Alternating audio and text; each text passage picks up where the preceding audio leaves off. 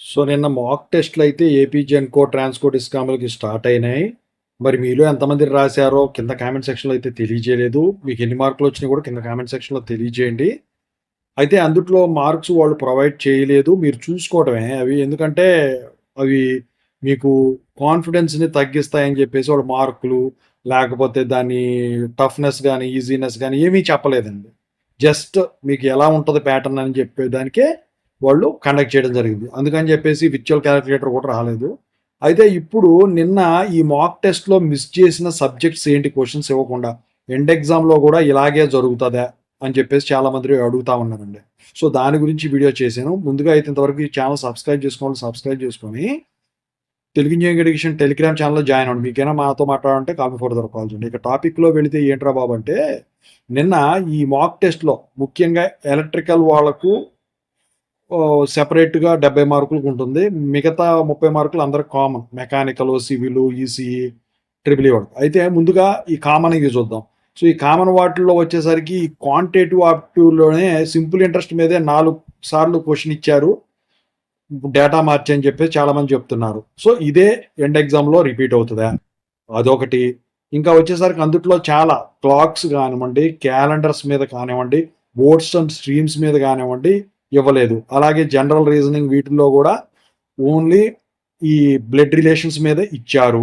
So ఇంకా ఒక statements assertion మీద ఇచ్చారు అని చెప్పేసి చెప్తా ఉన్నారు. సో ఇంకా వచ్చేసరికి ఇవ్వాల్సినవి డయాగ్రామ్స్ అలాంటివి ఉంటాయిగా అవి కూడా ఇవ్వలేదని చెప్పేసి అవి రాలేదు. మరి ఎండ్ ఎగ్జామ్లో కూడా ఇలాగే ఉంటుందా? ఇక జనరల్ అవేర్నెస్ అంటే జనరల్ నాలెడ్జ్లో వచ్చేసరికి కొన్ని ఈజీ క్వశ్చన్స్ ఇచ్చారు అని చెప్పేసి చాలామంది అంటే చూస్తేనే పెట్టేటట్టు ఉండేటట్టు ఇచ్చారు. ఎండ్ ఎగ్జామ్లో కూడా ఇదే ఉంటుందా? హిస్టరీ ఇలాంటివి ఏమి ఇవ్వలేదు అని చెప్పేసి అడుగుతా ఉన్నారు. ఇంకా తర్వాత ఇంగ్లీష్ కాంప్రహెన్సివ్ లాంగ్వేజ్ వచ్చేసరికి ఏవైతే ఉంటాయో అంతవరకు ఇచ్చారు. మరి అవి అంతే ఈజీగా ఉంటుందా ఎండ్ ఎగ్జామ్లో? సో అది ఒకటి. ఇంకా కంప్యూటర్ నాలెడ్జ్ అయితే చెప్పే పని లేదు. వర్డ్లో యూజ్ చేసే ఫంక్షనాలిటీస్ గురించి, షార్ట్ కట్ కీస్ గురించి మాట్లాడుకున్నాం, వాటి గురించి ఇచ్చారు. సో అంతే ఈజీగా ఉంటుందా చివరిలో?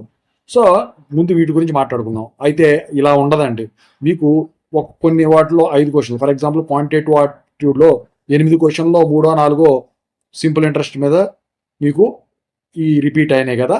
అయితే ఆ 4 ప్లేస్లో 4 రకాల టాపిక్స్ మీద వస్తాయండి. అలాగే 8కి 8 క్వశ్చన్లు వస్తాయి. అలాగే జనరల్ రీజనింగ్ 5 క్వశ్చన్లకు 5.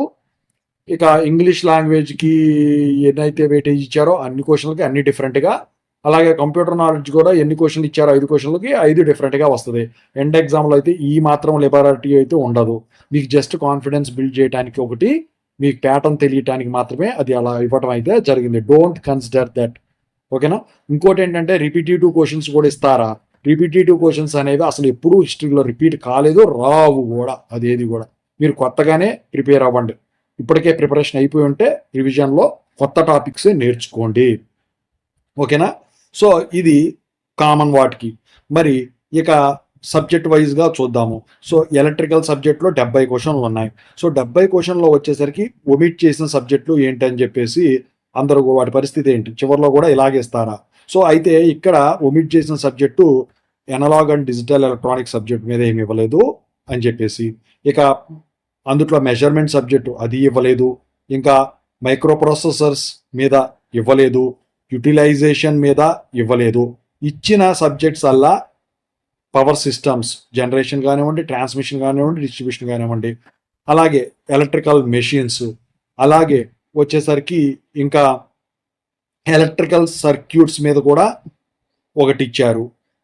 ఇక ఆ తర్వాత వచ్చేసరికి ఇంకేమి ఇచ్చారు, కంట్రోల్ సిస్టమ్స్ మీద కూడా ఇచ్చారు. సో ఇవి తప్ప ఇంకా వేరే సబ్జెక్ట్ అయితే టచ్ చేయలేదు. చివరిలో కూడా ఇలాగే ఉంటుందా? ఖచ్చితంగా అయితే ఇలా ఉండదు. ఓకేనా? ఫస్ట్ మీరు ఎలక్ట్రికల్ సర్క్యూట్స్ వేసుకుంటే దాని మీద కొన్ని క్వశ్చన్స్ ఉంటాయి. 70లో ఒక్కొక్క టైప్లో ఉంటాయి. ఇక ఆ తర్వాత ఎలక్ట్రికల్ మెషిన్స్ గురించి చేసుకుంటే మొత్తం అందుట్లో ఎన్ని క్వశ్చన్లు అయితే ఉన్నాయో వాడి వెయిటేజు అంటే ఇక్కడ ఎవరు అందుట్లో 70లో ఎన్ని అయితే ఇవ్వాలనుకుంటారో అన్నీ ఉంటాయి. ప్రాబ్లమ్స్ ఉంటాయి. ఇక డయాగ్రమెటిక్గా ఉంటాయి, థియరీ పరంగా ఉంటాయి. ఓకేనా? అంత సింపుల్గా ఉండదు. ఇంకా వచ్చేసరికి పవర్ సిస్టమ్స్ ఏవైతే ఉన్నాయో రియల్ టైము అవే అడుగుతారు ఖచ్చితంగా. ప్రొటెక్షన్ మీద అడుగుతారు, జనరేషన్ మీద అడుగుతాడు, ట్రాన్స్మిషన్ మీద అడుగుతాడు, డిస్ట్రిబ్యూషన్ మీద కూడా అడుగుతాడు. ఇంత ఈజీగా అయితే ఉండదు. ఇక ఆ తర్వాత వచ్చేసరికి మెజర్మెంట్స్ పరంగా చూస్తే మెజర్మెంట్స్ కూడా మీకు అన్నిటి మీద కూడా క్వశ్చన్స్ వచ్చేదానికి ఉంటుంది. యూటిలైజేషన్ మీద కూడా ఖచ్చితంగా 4 క్వశ్చన్ వరకు వచ్చేదానికి ఉంటుంది. ఇక ఆ తర్వాత కంట్రోల్ సిస్టమ్స్ మీద అయితే ఇంకా డెప్త్గా ఇచ్చేదానికైతే మ్యాక్సిమం ఛాన్సెస్ అయితే ఉన్నాయి.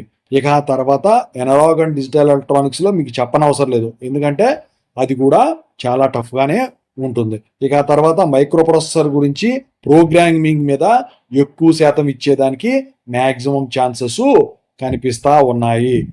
ఓవరాల్గా చూసుకుంటే నిన్న మాక్ టెస్టులో మిస్ అయిన సబ్జెక్టులు ఏవైతే ఉన్నాయో, అటు కామన్ సబ్జెక్టు పరంగా చూసుకుంటే అందరికీ కూడా వాటికి కానీ, ఇటు టెక్నికల్ సబ్జెక్టు ఏదైతే సబ్జెక్టులు మిస్ చేశారో వాటికి కానీ అన్నిటికీ కూడా ఈక్వల్ వెయిటేజ్ ప్రొవైడ్ చేస్తారు ఎండ్ ఎగ్జామ్లో. ఓకేనా? మీరు ప్రిపేర్ అయ్యే విధానం ఇప్పటి వరకు ఎలా అయితే ప్రిపేర్ అయ్యారో అదే విధానంలో ముందుకెళ్ళండి. కాన్ఫిడెన్స్ వచ్చింది కదా, మనం ప్రిపేర్ అయ్యే పని లేదు, రివైజ్ చేసే పని లేదు అనుకుంటే మాత్రం మీరు దెబ్బైపోతారు, నేను చెప్తున్నాను. అయితే ఇక్కడ ఏంటంటే ఇప్పుడు వచ్చేసరికి మెకానికల్ వాళ్ళందరికీ ఒకరోజు 23rd స్టార్ట్ అవుతుంది సండే రోజున, ఆ తర్వాత 24th ఒకరికి, ఆ తర్వాత 25th ఒకరికి, మరి 26th ఇచ్చారో లేదో నాకైతే తెలియదు, ఎందుకంటే ఆ రోజు ఇందాక ఒక వీడియో చేశాను, అది చూడండి. ఇక ఆ తర్వాత 27th మీకు ఎలక్ట్రికల్ వాళ్ళకి ఇలా అయితే అందరికీ ఒకే రోజు వచ్చినాయి అని మాత్రం నేను చెప్పలేను, ఎందుకంటే కొంతమందికి ఒక రోజు రావచ్చు, కొంతమందికి ఒక రోజు రావచ్చు, బ్రాంచెస్ బట్టి. ఓకేనా? ఇప్పుడు ఉన్నది 4 గ్రూపులే కాబట్టి, సో ఇప్పుడు మీకు ఇప్పుడు మెకానికల్ వాళ్ళకి కనుక ఒకవేళ పెట్టినట్టయితే ఫస్ట్ రోజు అవే క్వశ్చన్లు వస్తాయని నమ్మకం అయితే లేదండి, ఎందుకంటే మీకు వచ్చిన క్వశ్చన్లు వేరే వాళ్ళకి రాకపోవచ్చు. అందుకనే నార్మలైజేషన్ ఇంప్లిమెంట్ చేశారు. నార్మలైజేషన్ అనేది ఇంప్లిమెంట్ చేశారు కాబట్టి ఖచ్చితంగా అయితే మీకు వచ్చిన క్వశ్చన్లు వేరే వాళ్ళకి రాకపోయేదానికే ఎక్కువ ఛాన్సులు అయితే కనిపిస్తూ ఉన్నాయి.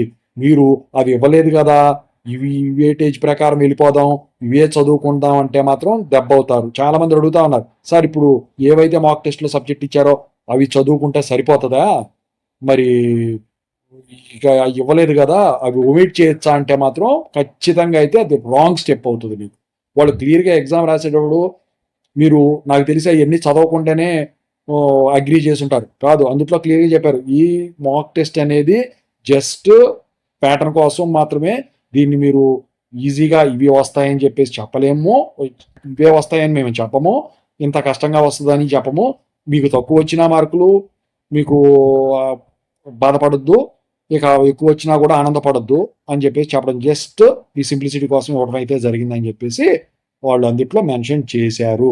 అందుకని చెప్పేసి ఆ మార్కులు కూడా ప్రొవైడ్ చేయలేదు. ఓకేనా? సో ఓవరాల్గా అయితే ఇదండి. Thank you so much.